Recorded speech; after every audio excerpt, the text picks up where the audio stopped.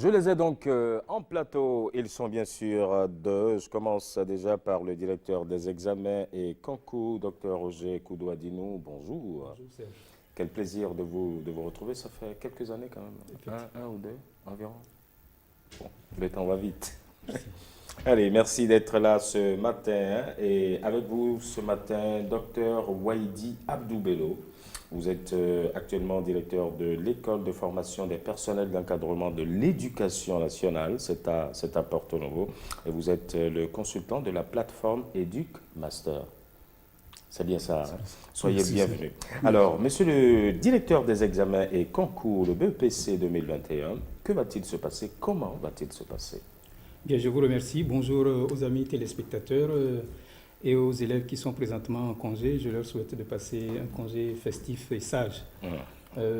Pour revenir à votre question, le BPC 2021 est une véritable nouvelle formule. J'entendais tout à l'heure, avant de passer sur le plateau, parler de e-passeport. Ouais.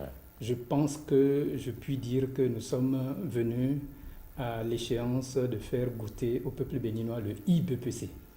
Alors de quoi s'agit-il? Il s'agit simplement de ce que, au niveau de notre ministère, Ouais. celui des enseignements secondaires, techniques et de la formation professionnelle, depuis quelques années en arrière, une plateforme informatique nommée EducMaster existe, qui petit à petit s'est préoccupé d'uniformiser, de numériser toutes les données de tous les élèves de nos collèges et lycées. De ce point de vue, il était apparu à un moment donné donc, que EducMaster était devenu une base de données exploitables. Et c'est ce filon que M. le ministre, le professeur Maouyo Kapo, a pu flairer. Et sitôt qu'il a pris les rênes du ministère, il a mis en place un dispositif et une batterie d'instructions à l'endroit de la direction des examens et concours, que j'ai l'honneur de diriger. Et donc, depuis 3 ans en arrière, de façon souterraine, nous nous y sommes mis pour essayer de récupérer toutes ces données, les traiter de sorte à véritablement mettre au point le e-BPC. De façon concrète, ça donne ceci.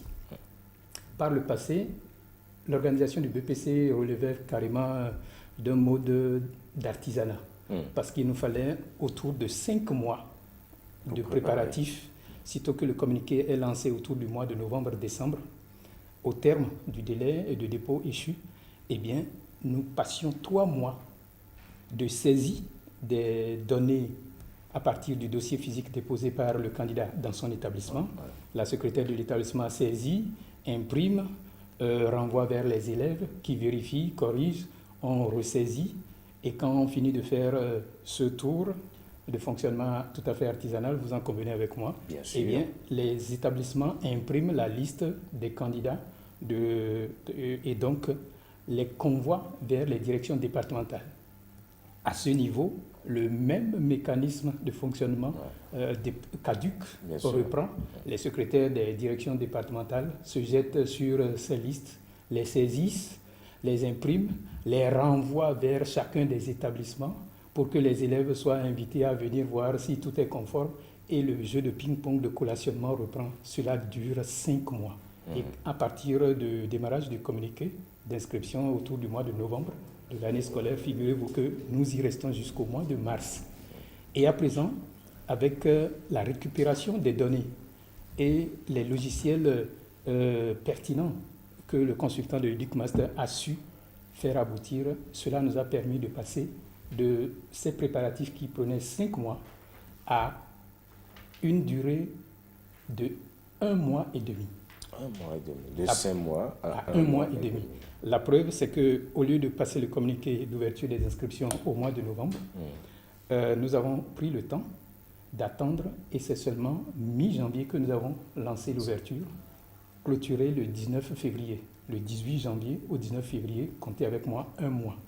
Eh bien, durant cette période de dépôt des dossiers physiques, l'inscription, le traitement de l'inscription s'est déroulé avec les points focaux EducMaster et les chefs de service des examens concours des départements, si bien que de jour comme de nuit, nous sommes restés tous en connexion avec le consultant qui remettait les choses en ordre à l'occasion.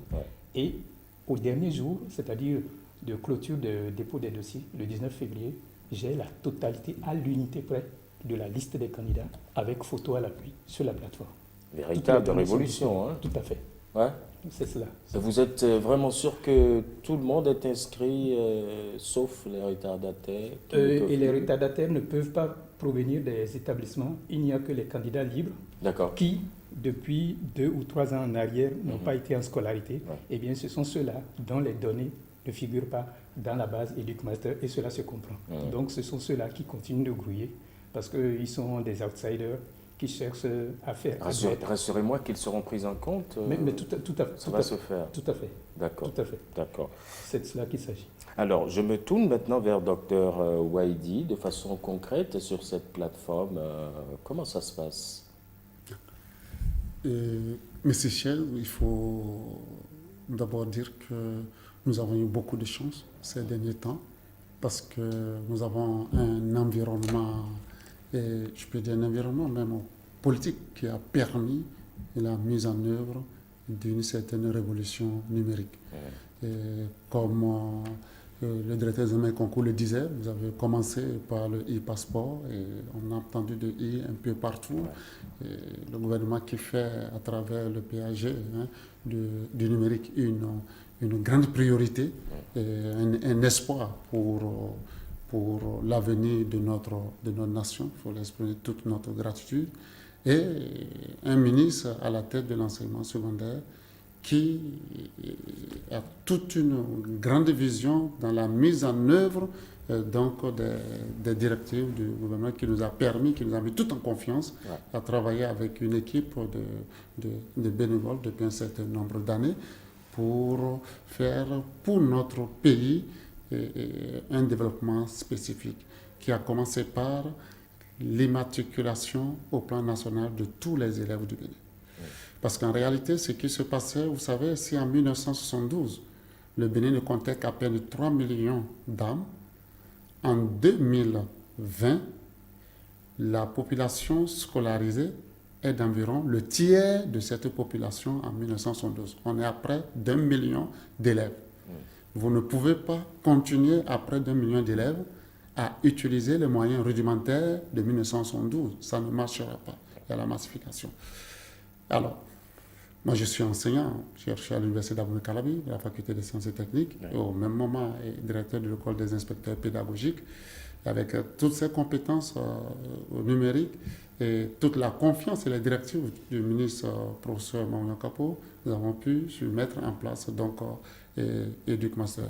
Et EducMaster apparaît aujourd'hui comme une base de données qui regroupe l'essentiel des données de la population scolarisable au niveau des enseignements secondaires et techniques.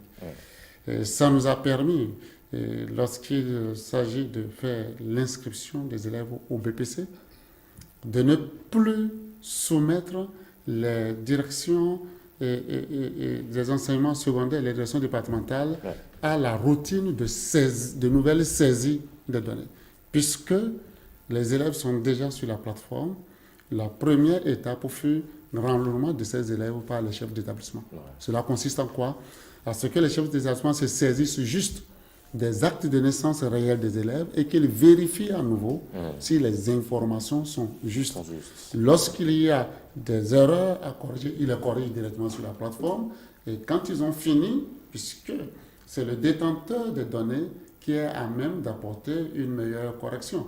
Lorsque vous rédigez votre mémoire, que ce soit de licence ou ailleurs, que vous remettez à un autre pour la saisie, vous allez comprendre qu'il y a beaucoup d'erreurs parce qu'ils ne comprennent pas ce dont il s'agit. Donc, ces chefs d'établissement commettent moins d'erreurs parce que c'est les élèves, ils les connaissent mieux. Une fois qu'ils ont fini cette vérification, par un simple clic, ils procèdent à la validation et il y a une plateforme dédiée à la DEC, qui est évidemment DEC.educmaster.bj. Et dès qu'ils valident, les élèves passent de l'autre côté au niveau de la DEC. Et avec moins d'erreurs. On ne dira pas, on ne dira jamais 100% exemple d'erreur. D'accord. A priori. Alors, ils procèdent par là. Et une fois ces élèves passés de l'autre côté, les points focaux que EducMaster au niveau des départements et les chefs des examens au niveau département procèdent à la vérification donc, de ces différentes listes, les valident et à partir de leur validation, il se fait que maintenant les chefs d'établissement n'ont plus la main pour procéder donc, à quelques modifications que ce soit. Alors, qu'est-ce que cela apporte? Cela apporte au minimum 3 bénéfices. Lesquels? Un premier bénéfice, c'est un gain de temps. Le directeur des concours a le dire. Ouais. Et un deuxième bénéfice, c'est un gain financier sur plusieurs plans. Vous savez, lorsque on continue par la méthode traditionnelle, ce qui va se passer, c'est que le BPC ne va plus être rentable pour les directions de concours. Et ce qui va se passer à court, ce qui allait se passer à court ou à moyen terme, c'est l'augmentation obligatoire des frais d'inscription au BPC. Parce que ça devient Qu'est-ce que vous voulez dire par là? Les frais d'inscription au BPC qui sont fixés, lorsque ça nécessite beaucoup de main-d'œuvre, lorsque ça nécessite beaucoup de phases, et qu'il n'y a pas la digitalisation à l'appui, ça va nécessiter beaucoup de dépenses. Et les dépenses, soit les candidats y participent, soit le gouvernement met beaucoup plus la main donc, au niveau du budget pour pouvoir soutenir la direction des examens concours à y faire face. Aujourd'hui, cela va freiner donc, cette flambée s'il devait avoir au niveau, donc, cette flambée normale qu'il devait avoir au niveau donc, des frais d'inscription au BPC. Alors, qu'est-ce que ça amène encore comme avantage? Troisième avantage, et très certain, c'est la fiabilité au niveau de la qualité des candidats aux examens. Vous savez, par le passé, et on a découvert cette année, un bon nombre de candidats de la classe de 4e, voire de la classe de 5e, décidaient d'être candidats au BPC, soi-disant pour tenter leur chance. Mais avec le système EducMaster, qu'ils sont dedans, lorsque vous êtes en 4e, il n'y a aucun moyen pour un chef d'établissement de vous enrôler. C'est plus physique. Il faut, puisque les moyennes sont sur EducMaster, il faut d'abord qu'il vous passe en 3e. Or, si vous n'avez pas la moyenne de classe, aucun chef d'établissement ne peut vous passer en classe de 3e. Du coup, plein de parents aujourd'hui, qui ont peut-être sorti les élèves des établissements publics pour les inscrire dans les privés, pensant qu'ils devaient passer le BPC, ont échoué. Il y a pas mal de pleurs dans ces privés où les enfants sont obligés de retourner donc, dans les classes de 4e ou de 3e. Vous ne pouvez pas imaginer ce qu'on a pu voir en matière de tentatives de magouille dans le système éducatif béninois. Au point, on se dit, mais c'est un système qui est censé produire les futurs cadres de la nation. S'il y a tant de tentatives de magouille, quelle serait la qualité donc, de ces cadres futurs? Donc aujourd'hui, nous pouvons dire que grâce à cette réforme, on a une meilleure qualité de la représentativité. Et d'ailleurs, ça s'est fait ressentir depuis l'année passée. Vous savez, l'année passée, le nombre de candidats diminue, que ce soit au baccalauréat, que ce soit au BPC, ça fait diminuer le nombre de centres de composition parce que même au baccalauréat, un numéro EducMaster est exigé pour s'assurer toujours de la qualité donc, des candidats qui se présentent pour ces différents examens. D'accord. Alors donc l'inscription actuellement, on peut consulter les listes d'inscription sur la plateforme, c'est ça? Et l'importante innovation aujourd'hui, ça il faut le dire, les parents ne le savent peut-être pas, chaque parent doit se déplacer vers ou appeler, contacter l'établissement pour prendre le numéro EducMaster unique de son enfant. Vous demandez le numéro EducMaster, vous avez un enfant qui est au collège, particulièrement en classe de 3e, c'est de votre droit qui va au BPC d'obtenir son numéro EducMaster. Par ce numéro EducMaster, vous allez sur le site web de la direction des concours, qui est DEC, comme son nom l'indique, dec.educmaster.bj. Vous allez voir vérifier ma candidature. Vous mettez ce numéro, vous allez voir apparaître la photo d'identité de votre enfant, plus les différentes informations concernant l'enfant. Ce qui permet quoi? Si jamais il y avait d'erreur en amont, de saisir l'établissement pour des nécessités donc de correction. Voulez-vous bien repréciser cette dernière partie, le processus? Oui. Vous avez dit que le parent il se déplace vers le directeur ou le censeur de son établissement. Ensuite, Exactement. Donc le parent prend contact avec l'établissement de son enfant, demande le numéro EducMaster, le numéro matricule EducMaster de l'enfant. Avec ce numéro EducMaster, le parent a deux grands avantages. Premier avantage concernant l'examen du BPC. Il va sur la plateforme de la direction des examens et concours. Cette plateforme, je le cite, c'est dec2ec.educmaster.bj. Donc il va sur cette plateforme, c'est très intuitif, il verra juste un menu dès qu'il se connecte qui est intitulé Vérifier l'inscription de mon enfant. Donc si c'est Vérifier mon inscription, il clique sur ce menu, le menu va lui réclamer le numéro EducMaster. Dès qu'il met le numéro EducMaster, il verra les informations de son enfant dessus ou encore le message « Votre enfant n'est pas inscrit au BPC édition 2021 ».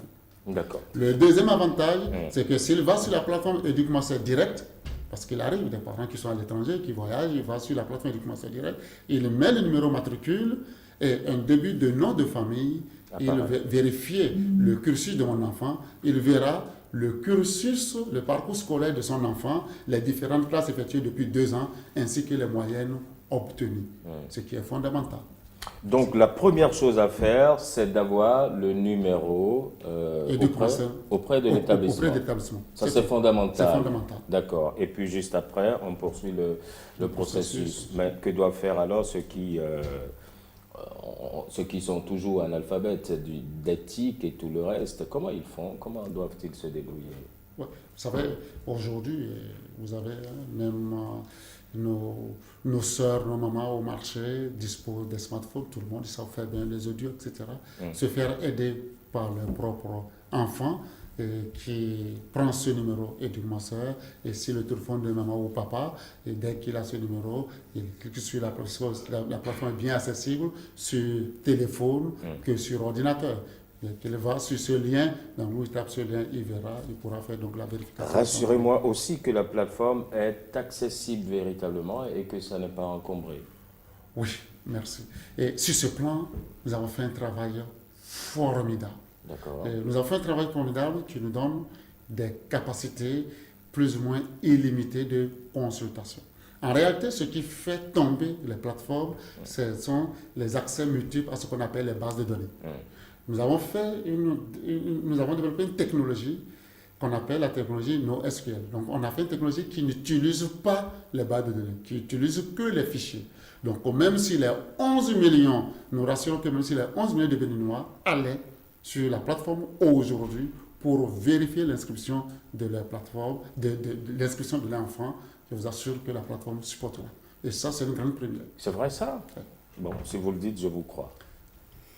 Ben, en complément, je puis vous dire que en fait, sur la plateforme EducMaster, c'est depuis 2-3 ans en arrière que tout parent qui est désireux de suivre l'évolution de son enfant, eh bien, n'a qu'à satisfaire à l'obligation de se rapprocher de l'établissement, d'avoir le numéro EducMaster de son enfant et de n'importe où à travers le monde, il peut consulter, sitôt par exemple que les moyennes de premier semestre sont calculées, les censeurs ravitaillent la plateforme et tout parent peut connaître à distance la moyenne obtenue par son enfant. Le rang occupé par son enfant. Quelle que soit la classe. Oui, et quand la moyenne annuelle est calculée, le parent peut consulter sur EducMaster depuis 2 ans si l'enfant passe ou redouble. Oui. Et donc, vous convenez avec moi que le pauvre qui n'est pas instruit, qui ne sait pas manipuler Internet, s'il se rapproche de l'administration, on peut bien l'aider. On peut bien l'aider. Ouais. Il suffit qu'il garde précieusement le numéro matricule EducMaster de son enfant et il peut suivre à distance l'évolution parfaitement sans se faire dribbler par son enfant. L'autre chose que je voudrais dire, et je voudrais revenir là-dessus, c'est de montrer l'intérêt, cette démocratisation d'accès à la plateforme. Figurez-vous que même le candidat concerné, s'il prend son propre numéro, à partir de sa tablette ou de la tablette de ses parents à la maison. Au jour d'aujourd'hui où je vous parle, il peut suivre les indications sur la page de la DEC EducMaster, l'adresse donnée tantôt, et aller jusqu'à générer le formulaire qui résume et qui lui certifie qu'il est effectivement inscrit au BPC 2021. D'accord. Dans tous les salons, cela peut se faire et voir apparaître la photo et les données informatisées du candidat, du futur candidat, peut-être du futur lauréat au BPC 2021. Pourquoi pas. Alors, je voudrais qu'on revienne tout de même, on n'a plus beaucoup de minutes, sur les erreurs. Lorsque une erreur est constatée, comment est-ce que le parent il s'y prend? D'ailleurs, c'est mis directement sur la plateforme. Lorsqu'une erreur est constatée, le parent contacte l'établissement par rapport à l'erreur. Et on peut dire que c'est vraiment limité, ça doit être vraiment des cas rares, les établissements ont procédé à ces vérifications. Et l'établissement, à l'heure d'aujourd'hui, ne peut pas modifier, mais l'établissement contacte la direction départementale qui lui donne la main pour procéder à la correction. Tout simplement. Tout simplement. D'accord. Alors, ça va être ma dernière question. De quelle autre utilité est la plateforme EducMaster en dehors du BPC Il faut dire que la plateforme EducMaster permet aujourd'hui une gouvernance numérique du système éducatif. Et par le passé, lorsqu'on a besoin d'un document, d'une information, il faut demander aux directions départementales qui, à leur tour, demandent aux établissements qui, avec les tâches régaliennes qu'ils ont, doivent s'en occuper, envoyer les différents documents des directions départementales qui les compilent vers le cabinet. Aujourd'hui, ce n'est plus le cas. Dès que le cabinet a besoin d'une information, l'instruction est donnée pour la mise à jour de l'information sur la plateforme et quand on donne un délai limite, dès la fin du délai, nous avons et donc les résultats. Je peux vous dire un dernier exemple. Vous savez, par le passé, pour payer ne serait-ce que les heures supplémentaires des enseignants. Une heure supplémentaire, c'est quoi? C'est une heure qui est effectuée après l'heure due. Les enseignants ont leur établissement, par exemple, ils devaient faire 20 heures par semaine. Ils ont un autre établissement, ils font 6 heures supplémentaires. Ce qui se passait pour certains, c'est que l'établissement, ils ont 20 heures régulièrement, ils peuvent manquer, mais là où ils sont comptabilisés comme heures supplémentaires, ils ne manquent jamais. Alors, avec la mise en œuvre de la gestion des heures supplémentaires l'année passée par la plateforme EducMaster, tous ces établissements où l'enseignant fait cours, les heures sont combinées pour sortir l'heure supplémentaire. Et dites-vous, ça a fait gagner à l'État béninois plus d'1 milliard de francs CFA. De toute façon, à la fin du premier trimestre de l'année passée, alors que suivant les prévisions de la DAF, c'était environ 1,5 milliard de francs, l'État béninois avait payé moins de 700 millions de francs. Et ainsi de suite. Et ça permet quand même un sérieux dans le suivi, dans la gouvernance de notre système éducatif. Autre chose, je vous le dis, qu'on a détecté cette année. Vous savez, c'était inimaginable. Est-ce que vous pouvez penser qu'il y a des parents qui font de fausses attestations de CEP pour pouvoir inscrire les enfants en classe de 6e? Grâce à la plateforme EducMaster, c'est assez criminel, si on peut le dire. Ceci a été mis à nu cette année. Et des enfants pour qui on a délivré de fausses attestations qui sont allés s'inscrire, comme ils devaient le faire par la plateforme EducMaster, qui a déjà toute la base de données de la direction du concours de l'enseignement maternel et primaire, ces enfants ont été rejetés et se retrouvent comme ça, avec de fausses attestations à la main, mais dans l'incapacité de s'inscrire. Donc, en matière d'éthique, de morale, de déontologie, je pense que la plateforme EducMaster est vraiment la bienvenue. Docteur Waidi, merci beaucoup pour tous ces éclairages. Docteur Koudouadinou, merci à vous d'être venu aussi. C'est tout un plaisir. Merci infiniment. Bon retour à Porto Novo. Merci. Tous les deux. Oui. Ce soir. Allez, merci beaucoup à vous. On marque une très courte pause dans quelques petites secondes, 7 heures, l'heure du bulletin, qui vous sera servi aujourd'hui par Jean-Claude James. À tout de suite. Béninoises, Béninois, la Covid-19 tue lorsque les cas positifs